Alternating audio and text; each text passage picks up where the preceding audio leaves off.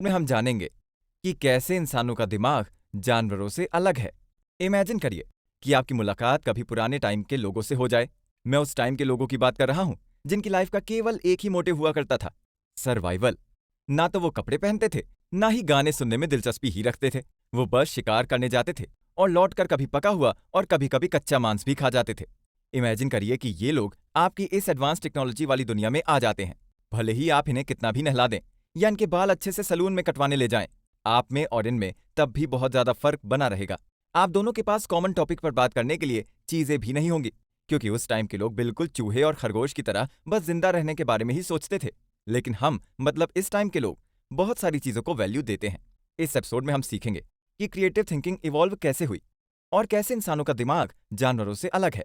पुराने टाइम के लोगों के कंपैरिजन में हम काफी सुपीरियर हैं। हमारे पास कल्चर है, रहने का तरीका है, सिले हुए कपड़े हैं, धर्म है, सरकार है, और यही कुछ चीजें हमें उन लोगों से ज्यादा केपेबल और इंटेलेक्चुअली डेवलप्ड बनाती है। लेकिन मान लीजिए कि अगर किसी दिन आपको इन पुराने टाइम के लोगों के साथ जगह बदलनी पड़ जाए और इनके टाइम में जाना पड़े, तो आपको क्या लगता है, तब आप सर्वाइव कर पाएंगे? मुझे यकीन है कि आपके मांस का एक टुकड़ा भी नहीं बचेगा।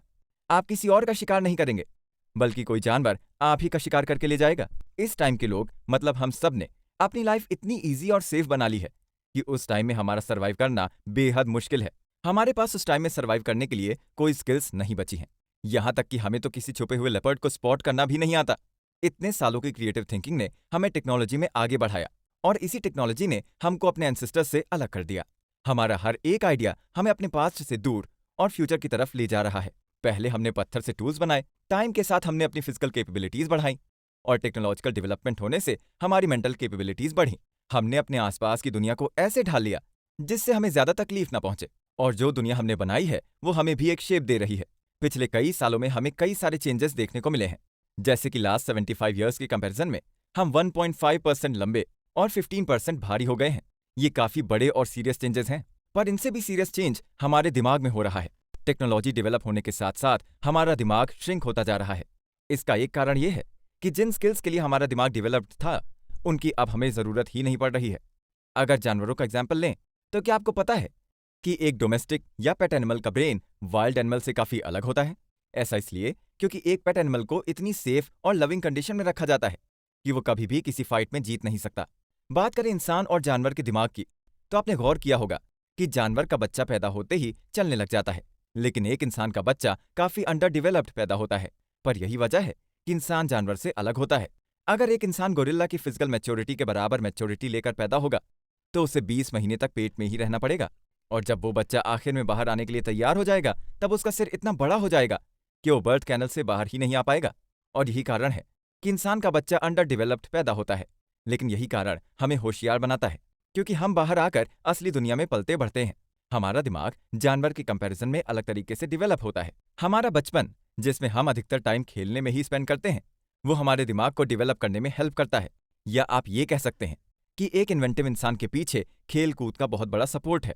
ये सब जानने के बाद मैं उम्मीद करता हूँ कि जब मैं आपको बताऊं कि ह्यूमन रेस के आगे बढ़ने के पीछे सिर्फ क्रिएटिव थिंकर्स ही हैं, तो आप शॉक्ड नहीं होंगे। ये सच है, क्रिएटिव थिंकर्स ही हैं जो सोसाइटी से आगे और बाहर की सोचते हैं। वो कोई नई चीजें डिस्कवर करने से या स्टार्ट करने से डरते नहीं। इसलिए जब जब वो सोसाइटल नॉर्म्स के बाहर कदम बढ़ाते हैं और न्यू पॉसिबिलिटीज के बारे में सोसाइटी को बताते हैं, तो सोसाइटी उस पर थोड़ा विचार विमर्श करके आगे बढ़ती है। कुछ इसी प्रकार हमारी दुनिया चलती है।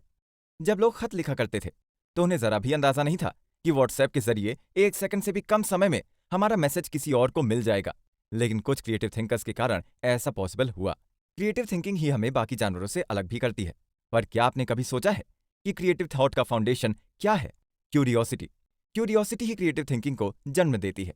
आपने ऑब्जर्व किया होगा कि छोटे बच्चे ऐसा क्यों होता है, कैसा होता है, क्या होता है, पूछ पूछ कर बड़ों का दिमाग चाट जाते हैं। लेकिन सच बताऊं तो अगर आपको कोई ऐसा बच्चा मिले जो कम सवाल कर रहा है, तो समझ जाइएगा कि कुछ तो गड़बड़ है। गड़बड़ से मेरा मतलब है कि उसे ऑलरेडी कम सवाल पूछने के लिए ट्रेन कर दिया गया है। पर याद रखिए कि क्यूरियोसिटी ही आपके माइंड के गैप्स को भरती है। यही आपकी नॉलेज को सॉलिड बनाने में हेल्प भी करती है। नेक्स्ट एपिसोड में हम सीखेंगे कि आइडियाज जनरेट करने की ये मशीन, जिसे हम दिमाग कहते हैं, ये काम कैसे करती है। बने रहिए। अगर मैं आपसे पूछूं कि क्या आपके पास दिमाग है, तो इसमें कोई शक नहीं है कि आपके दिल को ठेस पहुंचेगी। पर क्या आपने कभी सोचा है कि दिमाग होने के बाद भी हम लोगों ने 2 मिनट बैठकर अपने दिमाग के बारे में कभी सोचा ही नहीं है? इस एपिसोड में हम जानेंगे कि आइडियाज जनरेट करने की ये मशीन, जिसे हम दिमाग कहते हैं, ये काम कैसे करती है।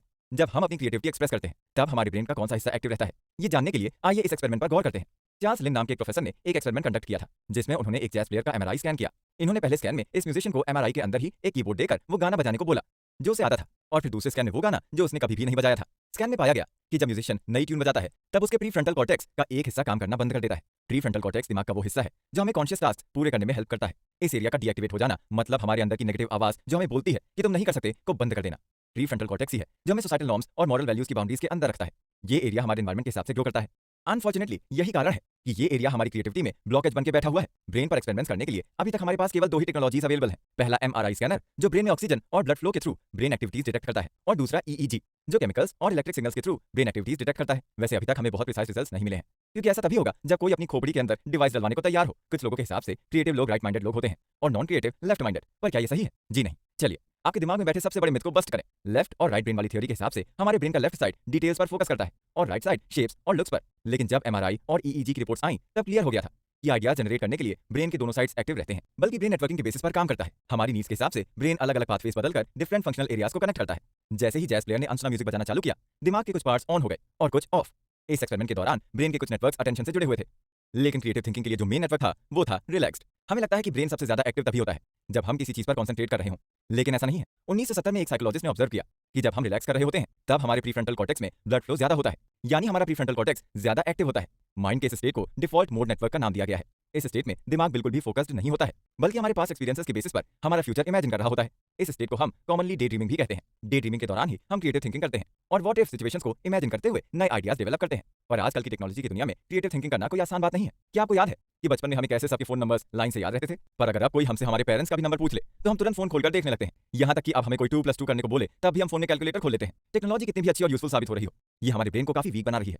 हम सारी मेंटल प्रोसेसेस को टेक्नोलॉजी पर छोड़ने लगे हैं। हमें कुछ याद रखना होता है तो हम उसे सबसे पहले नोटपैड में नोट डाउन कर लेते हैं, और अगर हमें वेबसाइट में कोई इन्फॉर्मेशन मिलती है तो हम पेज को बुकमार्क कर लेते हैं। लेकिन याद रखिए, ब्रेन एक मसल है जिसका जितना कम यूज आप करेंगे वो उतनी ही सिकुड़ती जाएगी। इसलिए जरूरी है कि हम सब कॉन्शियसली अपने ब्रेन को एक्सरसाइज करने की आदत डालें। हम इससे मेहनत कराएं। ब्रेन को कमजोर होने से रोकने के लिए आप जो नेक्स्ट स्टेप उठा सकते हैं वो ये है कि मोस्टली कैलकुलेशंस आप बिना कैलकुलेटर के करिए, और जब भी आपको कोई इन्फॉर्मेशन यूजफुल समझ में आए तो उसे बुकमार्क करने के बजाय अपनी हैंडराइटिंग में एक नोटबुक में लिख लीजिए।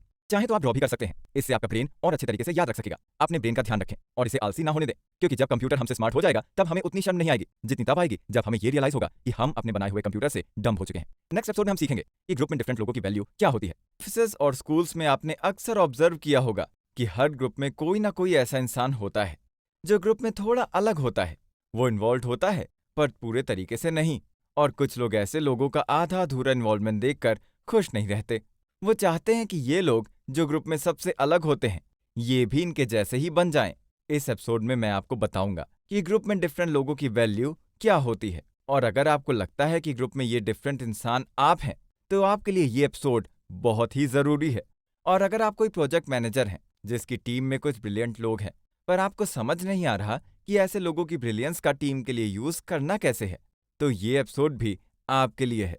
बात करते हैं कि ग्रुप्स कब से फॉर्म होना चालू हुए हैं। स्टार्टिंग में जब हमारे एंसेस्टर्स होमो सैपियंस के कजिन्स निएंडरथॉल्स के अंत की रिसर्च की गई तो ये पाया गया कि उनके दिमाग के कई एरियाज डेवलप्ड नहीं थे, खासकर हाई ऑर्डर थिंकिंग और सोशल इंटरेक्शंस वाले एरियाज। यही कारण था कि निएंडरथॉल्स छोटे ग्रुप्स में रहते थे और इसी कारण से उनके जीन्स लिमिटेड तरीके से ही डेवलप हो पाए। और दूसरी तरफ हमारे एंसेस्टर्स होमो सैपियंस बड़े ग्रुप्स में रहते थे और उनके दिमाग बड़े नेटवर्क्स के लिए डेवलप हुए। ज्यादा लोगों से मिलने के कारण उनकी सोशल आइडेंटिटीज भी स्ट्रांग हुई, जिससे कि आउटसाइडर्स के प्रति उनके मन में सस्पेशन आ जाता। किसी भी ग्रुप में घुल मिल कर रहना सर्वाइवल के लिए बहुत ही जरूरी हो गया था। ग्रुप से अलग रहना बहुत अच्छा नहीं माना जाता था, और ये पक्का रहता था कि ऐसे लोगों के जीन्स उनकी नेक्स्ट जनरेशन में नहीं बल्कि किसी वाइल्ड एनिमल के पेट में जाएंगे। कुछ ऐसा ही हुआ था जब एक आदमी अपनी पहली एडवर्टाइजिंग जॉब में पहली बार ऑफिस गया। अपने पेरेंट्स की सलाह से वो ग्रे कलर का सूट पहनकर गया, पर वो भूल गया था कि उसकी जॉब क्रिएटिव डिपार्टमेंट में लगी थी। और ये बात उसको तब और अच्छे से समझ में आई जब उसने अपने कॉलीग्स को टी शर्ट और जीन्स में बैठे हुए देखा। नेक्स्ट डे वो अपने एनवायरनमेंट के हिसाब से ड्रेसअप होकर गया, लेकिन लोग अभी भी उसे उसके पहले दिन के ही कपड़े के हिसाब से जज कर रहे थे। जैसा कि आपने सुना और लाइफ में कभी ना कभी ऑब्जर्व किया भी होगा कि कैसे हमारी पर्सनैलिटी हमारे कपड़ों पर या और भी कई चीजों पर डिपेंडेंट होती है। कोई भी ग्रुप डिसाइड कर लेता है कि आप उस ग्रुप के हैं या नहीं। और ऑफिस में ड्रेस कोड रखने का मेन मोटिव और कुछ नहीं, बल्कि सबको एक ही तरीके में ढालना होता है। ऐसे सिस्टम्स बनाए जाते हैं कि सब एक ही माइंडसेट रखें और सब एक ही तरीके की थॉट प्रोसेस भी रखें।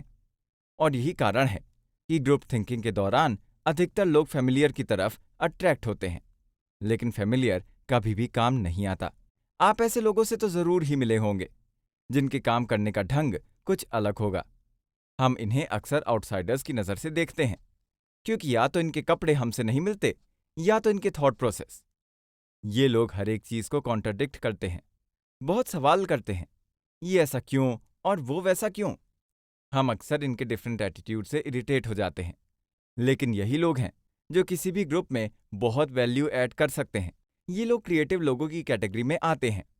इनका दिमाग वैल्यूएबल इसलिए होता है क्योंकि ये सोसाइटल नॉर्म से बहुत अलग चलते हैं और ये किसी भी चीज को क्वेश्चन करने में बिल्कुल भी डरते नहीं हैं। जो आइडियाज नॉर्मल नॉर्म्स से नहीं मिलते, वो इन लोगों के दिमाग से प्रोड्यूस होते हैं। एग्जाम्पल के लिए आइंस्टाइन को ही देख लीजिए। अगर वो कॉन्फॉर्मिस्ट होते और नॉर्म्स के हिसाब से काम करते, तो क्या कभी कोई भी बड़ी खोज कर पाते? किसी भी नॉर्म को फॉलो करना या किसी भी ग्रुप में पूरे तरीके से इन्वॉल्व होना, मतलब अपने आप को एक बाउंड्री में रख लेना। अब इस बाउंड्री के अंदर आप कितनी भी मछली पकड़ने की कोशिश करेंगे, आप वो मछली पकड़ पाएंगे जो इस बाउंड्री के अंदर होगी। हर ग्रुप में यही होता है। हमारी थिंकिंग और आइडियाज, सोचने की अपॉर्चुनिटी सीमित हो जाती है। तो फिर आखिर वैल्यूएबल थिंकिंग करता कौन है? और हमारे ग्रुप में जब सब एक ही जैसा सोचते हैं, तो कैसे हम अच्छे आइडियाज जनरेट कर पाएंगे? वैल्यूएबल थिंकिंग जो हमारे ऑर्गेनाइजेशन को आइडियाज जनरेट करने में हेल्प कर सकती है, वो हमारे ऑर्गेनाइजेशन के नॉर्म्स के बाहर होती है। अगर कुछ नया सोचना है तो जरूरी है कि अपने बॉक्स से बाहर निकलें। पर ऐसा हम कैसे कर सकते हैं? क्या इसके लिए हमें किसी अलग इंसान को ग्रुप में ऐड करना पड़ेगा, या हम ये खुद ही कर सकते हैं? एक बैलेंस बनाकर हम अपने अंदर ये चेंज खुद ही ला सकते हैं, टिपिकल से थोड़ा हटकर सोचकर। लेकिन बहुत ज्यादा अलग भी ना सोचें, क्योंकि बिल्कुल अलग सोचने से आप काम के आइडियाज नहीं जनरेट कर पाएंगे, जो कि हमारा मकसद नहीं है। चलिए अब बात करते हैं कि ये लोग जो अपने आप में अलग सोचते हैं, इनके पीछे कारण क्या है। पहला, कुछ क्वालिटीज जो कि बाय बर्थ ही इनको अलग बनाती हैं, जैसे सेक्स, एथनिसिटी और फिजिकल एबिलिटीज। और अलग लेवल का मेंटल डेवलपमेंट भी इनके तरीकों को अफेक्ट करती है। दूसरा, इनका बैकग्राउंड, ये कैसी परिस्थितियों में पले बढ़े हैं, और इनकी एजुकेशन, इनकी फैमिली, इनकी अपब्रिंगिंग कैसी थी, इन सभी चीजों पर डिपेंड करता है।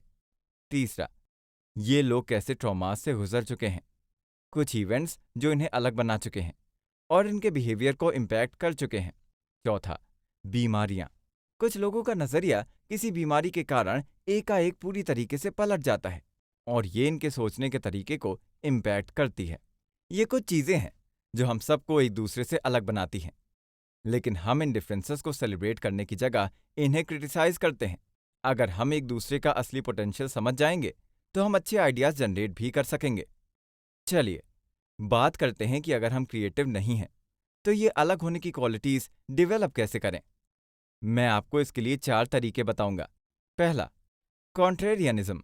हर एक चीज को क्वेश्चन करिए, इसे इवैल्यूएट करिए, चीजों को क्रिटिसाइज करिए, पर याद रखिए कि क्रिटिसिज्म तक ही मत रहिए, कंस्ट्रक्टिव सजेशंस भी दीजिए।